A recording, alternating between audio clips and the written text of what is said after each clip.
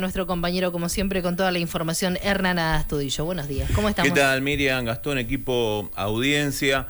Ayer, 1 de agosto, se cumplió un nuevo aniversario, 5 ya, de la desaparición en ese momento, luego seguida de muerte de Santiago Maldonado. Es una causa, una de las tantas más, ¿no?, que mantiene impunidad, pero esta tiene algunos condimentos porque tiene todo un raíz en cuanto a las distintas herramientas que se trató de utilizar desde el gobierno de turno en ese momento, de Mauricio Macri, y también, ¿no?, desde una fuerza como Gendarmería para encubrir ciertas situaciones. Desde lo insólito, Santiago Maldonado nunca había estado en el loft ahí en Cuyamen, hasta luego la aparición 78 días después de su cuerpo en los lugares en donde ya se había rastrillado, con una prenda que cromáticamente desentonaba con todo lo que era la geografía de ese momento y otros tantos elementos más.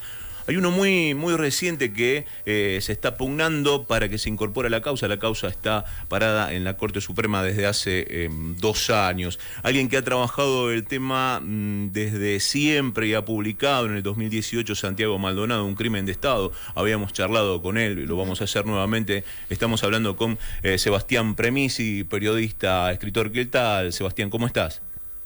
¿Qué tal? Buenos días a todos. Bien, tratando, ¿no?, de incorporar distintos temas, repasando tu libro, ¿no? Van apareciendo y van cerrando con lo que es este nuevo testimonio de una testigo de identidad protegida, donde habla, es un personal de salud que asistió, un 2 de agosto precisamente, hoy se cumplen 5 años, asistió a gendarmes que habían participado del operativo, donde escuchó que lo tenían detenido en el puesto de gendarmería que estaba en la estancia de los Benetton. ¿Cómo encontraste este pedido de incorporación, ¿no?, por parte del fiscal a la causa? Todavía no está. No, digamos, no se puede incorporar porque, como vos decías, la causa está en la Corte Suprema, todavía no tiene juez. Pensá que cuando todo cierra la causa, después la instancia superior, la Cámara Federal y Casación deciden reabrir la investigación, incluso mencionan distintas medidas de prueba que deberían realizarse, pero colocan nuevamente a Geral como juez, es decir, la persona que cierra la causa, que dice que Santiago Maldonado estuvo solo, tiene que seguir investigando, lo cual es un sinsentido. Entonces, como no hay juez, no se puede incorporar ese testimonio. Y ese testimonio lo que viene a remarcar es la inexistencia de una investigación penal alrededor de lo que fue la represión. La testigo menciona actores claves que estuvieron cerca del río, en la corrida, en la cacería, a Santiago Maldonado y el resto de los chicos y chicas de la PULO de Resistencia Cusamen, que nunca fueron analizados en términos de una película completa. Por lo tanto, digamos, el testimonio refuerza la mirada que hay que poner sobre el operativo represivo de la Gendarmería que la desaparición y muerte de Santiago Maldonado. Eran 8 los integrantes, no con Santiago incluido, que estaban llevando adelante la protesta, el corte, ingresan a lo que es el pull-off, su territorio, y a partir de ahí no se desata, bien vos decías, por 120 se calculan, ¿no?, los integrantes de todo ese operativo que cada operativo lleva sus libros, donde se asientan las acciones. Ese libro, y eso vos lo apuntás en tu libro, en Santiago Maldonado, un crimen de Estado, está alterado, o sea, con hojas agregadas, tachones.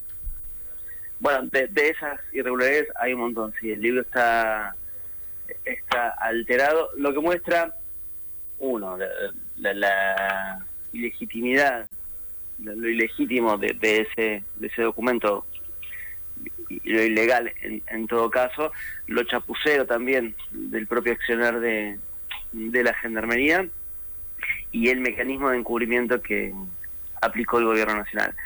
En términos del expediente, por ejemplo, de lo que pasó ese día, la utilización de la figura de la flagrancia que hizo Bullrich casi como blandió la figura de la flagrancia casi como una ley antiterrorista en sí misma.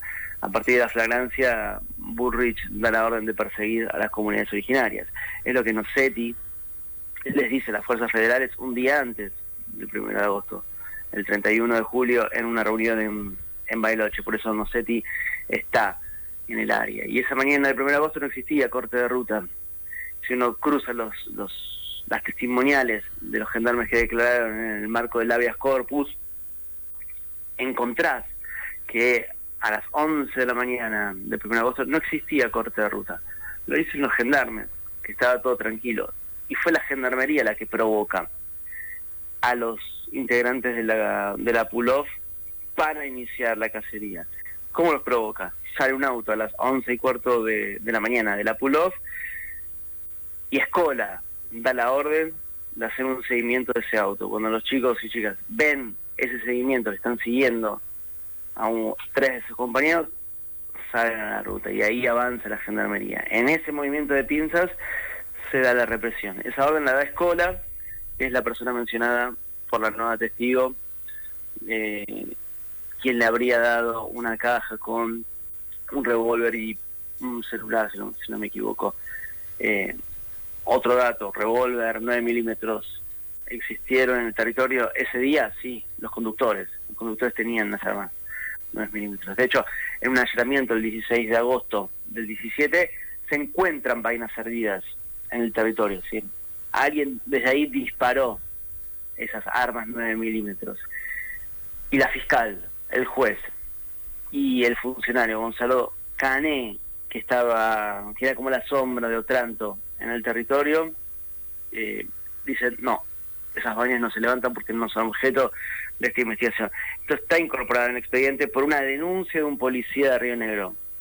Ahora, si estamos investigando una desaparición forzada, vainas servidas 9 milímetros cerca del río, no son relevantes. Bueno, de estas incongruencias y de estos mecanismos de encubrimiento, la causa está plagada. En función de todos esos elementos que no se investigaron, un día Gustavo Lieral dijo no, Santiago Maldonado entró al río y encontró la muerte solo. Para tratar de armar el rompecabezas, no está parada en la corte la causa. Sí. Geral llega hasta ese punto y a partir de ahí no se pueden incorporar, por ejemplo, este testimonio de esta testigo protegida. ¿Puede haber algún testigo más? Sebastián, digo esto, ¿no? ¿Y cómo impactó dentro de la fuerza el cambio de gobierno? Porque inclusive tiene algunas características el rol de la gendarmería bajo la gestión Macri-Bullrich, donde apareció, ¿no?, como entre comillas la fuerza ponderada, ¿no?, para hacer este tipo de cuestiones. Bueno, Nisman y otras tantas causas, ¿no?, donde actuaban directamente. Y hasta puso en juego lo que era una honorabilidad férrea, ¿no?, en cuanto a la intervención que tenían siempre en los cruces cuando tenía que haber una fuerza distinta a la que estaba siendo investigada. Mira, el cambio de la gendarmería no hubo mucho cambio en función de, más que las autoridades. Después los principales actores. Bien. De esa represión, todos siguen en funciones. Echazú en un momento fue ascendido, sigue en la fuerza, con lo cual desde ahí no puedo decir mucho más que cambió la conducción. Sabina Frederick, la primera ministra de Seguridad de este gobierno, hizo una denuncia sobre el comandante en jefe de Gendarmería, Otero, Bullrich, Nossetti, sobre cómo se había realizado el operativo. Esa denuncia fue derivada, o casualidad, al juzgado de Gustavo Lieral, le cae a Lieral. Entonces, no sé, está, ahí ya no hay más chance de investigar absolutamente nada. Y después nos avanzó en otras cuestiones internas. Ya, ahí no cambió mucho. Sigue el status quo de gendarmería. Así que sobre eso mucho más no no tengo. Y con respecto a la autopsia, ¿no? Recordamos que se había llevado adelante con una gran convocatoria esta cuestión de más de 70 peritos que intervenían. Así es como se presentó, ¿no?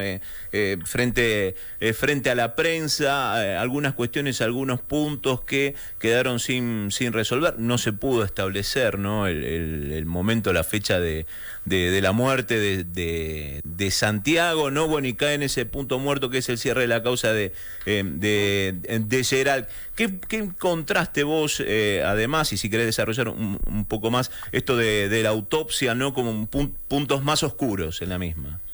Mira, yo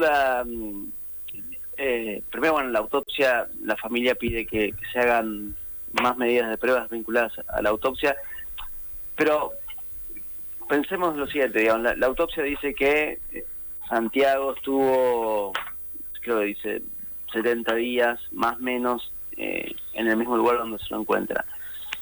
Y obviamente no te va a decir cómo murió. Digo, y el cómo murió, para mí, desde mi investigación, es todo el contexto represivo de la Gendarmería. Y eso es donde trato de apuntar yo. No existió investigación penal alrededor de ese dato autopsia. Gustavo Lideral toma la autopsia dice ahogamiento por sumersión o coadyuvado por hipotermia, se agarra de ese dato y sobre ese dato cierra la causa. No reconstruye todo lo que sucedió alrededor. Entonces, la autopsia, en términos de dato aislado, no, en este caso, no sirve de nada. Entonces, si no haces una investigación penal y pones a los actores en el lugar en que estuvieron, es decir, ¿qué gendarmes llegaron al río? ¿Qué gendarmes lo corrieron a Santiago? ¿Dónde estaba exactamente Lucas Pilquimán, el chico que cruza del otro lado del río y que iba corriendo con Santiago, que declara haberlo visto a Santiago entrando en el río y desde arriba que le estaban disparando? ¿Dónde estaba el segundo grupo? ¿Quién era el que gritó tenemos a uno? ¿Quién era el que se quiso meter? ¿Por qué uno se quiso meter al río? ¿Qué pasó con la fogata? ¿Qué elementos se tiraron en la fogata? Donde se quemaron las pertenencias de los integrantes de la comunidad, lo que siempre pregunta Sergio, y si ahí había cosas de Santiago, eso en evidencia. Bueno, todo eso que sucedió alrededor de Santiago nunca fue investigado en esta forma que te estoy narrando, ¿no? Como relato único o como parte de una misma película. Entonces, al no hacer eso, claramente la autopsia es un dato que no te responde qué pasó con Santiago Maldonado. Por eso hay que hacerle muchas más preguntas a esa autopsia. Sebastián, la última y agradecerte el tiempo. Vos que estás ahí, bueno, vas y venís en Buenos Aires, tenés contactos con otros colegas que están en los grandes medios, ¿no? ¿Qué opinas ya pasado el tiempo con las distintas operaciones ruines que se montaron? El matrimonio que denunciaba que lo había atacado, primero mantener la campaña en que no estaba en ese lugar Maldonado, que había un pueblo con todos Santiagos Maldonados, ¿no? Realmente unas faltas de respetos. ¿Qué dicen? Bueno, mirá, los medios de comunicación hegemónicos y porteños sobre todo cumplieron un rol de encubrimiento también. Y hay actores puntuales que trabajaron de encubridores. Un periodista de Clarín y una periodista de Infobae eran las plumas de la Gendarmería en su momento. Y eso no es gratis, digamos. Fue parte de la estrategia de encubrimiento de Patricia Bullrich. Y después decir que cada cosa que se decía en los medios no eran invenciones azarosas o fuentes privilegiadas de estos periodistas, eran todas cuestiones que se plantaban dentro del propio expediente. Santiago Maldonado, que estaba en un pueblo de Entre Ríos donde todos se parecían a Santiago Maldonado, eso es un dato que está incorporado dentro del expediente. Que se fue a Chile es otra construcción de la narrativa de Patricia Bullrich. La construcción de esa narrativa incluso se hizo mediante la utilización de las áreas de inteligencia de Gendarmería y Carabineros, porque hubo una coordinación entre Carabineros y Gendarmería para instalar esa narrativa. Con lo cual, no podemos escindir el rol de los medios de comunicación, en este caso con las maniobras manipulatorias del expediente realizadas por Bullrich. Y en algunos casos hubo un trabajo mancomunado. Puntualmente, una periodista de Infobae y un periodista de Clarín trabajaban en esa línea. Gracias, Sebastián, por el contacto. Un abrazo. Gracias a ustedes. Sebastián Premisi, autor de Santiago Maldonado, un crimen de Estado en el 2018, no a propósito de lo que ocurría ayer hace 5 años y hace 5 años, este testimonio de la testigo protegida que es fundamental. Y se espera incorporar a la causa cuando se abra. Está en la Corte Suprema de Justicia. 2 años hace que está allí. Sí, está pisada ahí la causa. Todavía no nombraron juez. Todavía no nombraron juez. Cuando uno habla de la Corte Suprema de Justicia, dice, bueno, termina gobernando de hecho el país, el lawfare, bueno, vemos distintos casos. No solamente es contra una persona y contra un sector político, también intervienen este tipo de cuestiones. Sí. Bueno, y seguimos el caso siempre, ¿no? Así con Sebastián, que nos hacía un poco de cronista permanente en su momento, y la verdad que se agradece el trabajo que se hizo, porque si no fuera por este tipo de periodistas, hay muchas cosas que no se sabrían también. No, y por otros. Obviamente. Los que también son patagónicos. Sí, después nos vamos a recordar. Hubo un episodio también que se había enojado. Pues cuando un colega le dijo, no está informando bien usted, señor. Hay que después hacer memoria, ¿no? A tomar, sí. Muchas gracias. Gracias, Hernán, como siempre. Hernán Astudillo, aquí nuestro compañero con toda la información. Dosis de información. Dosis musicales. Desde las 6:30 hasta las 9 compartimos con vos Primera Dosis. RTN Radio, FM 104.9.